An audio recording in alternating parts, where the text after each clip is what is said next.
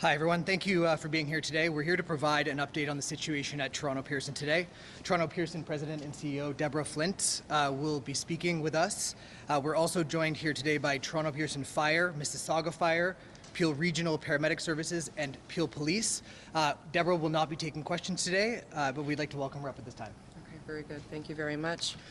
Deborah Flint, President Pearson, CEO of Toronto Pearson. I've just come over from our Emergency Operations Center, and I'm here to give you a statement on what events transpired here today at Toronto Pearson. First and foremost, there was no loss of life. And this is in due part to our heroic and trained professionals, our first responders at the airport. So the facts of the matter around this event that happened at approximately 2:30 p.m. is Delta Airlines Flight 4819 from Minneapolis to Toronto, operated by subsidiary Endeavour Air, was involved in a single aircraft accident upon landing at Toronto Pearson. The plane was carrying 4 crew and 76 passengers, among them 22 Canadians. The other passengers were multinational. Airport emergency workers mounted a textbook response, reaching the site within minutes and quickly evacuating the passengers. We stood up our Emergency Operations Center with Delta Airlines and representatives from fire, police, paramedics, security, and our federal agency partners. Again, there were no fatalities.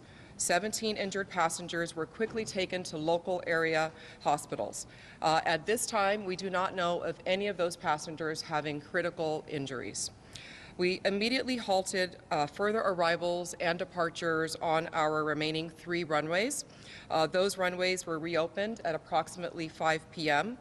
The other runways are remaining to serve the investigation, which will be carrying forward for the rest of tonight and into the next several days. These 2 runways will remain closed while the investigation takes place. Again, we are very grateful that there was no loss of life and relatively minor injuries. We are very focused on the care and the concern and the passengers and the crew, some of whom have already been reunified with their friends and their families.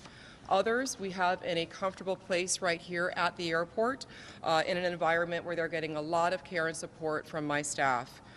Delta Airlines is also continuing to provide customer care and information for passengers. In closing, no airport CEO wants to have these type of press conferences, but this is exactly what our emergency, our operations, and our first responder partners are all practiced and trained for. And again, this outcome is in due part to their heroic work, and I thank them profusely. Our thoughts and prayers are with all. We will be providing more information as it becomes available. We do expect that there will be some operational impact and some delays at the airport over the next few days while the 2 runways remain closed for the investigation. And we will be sharing information periodically. For those traveling, continue to look at our website and be in touch with your respective carrier as well. Thank you for your time today.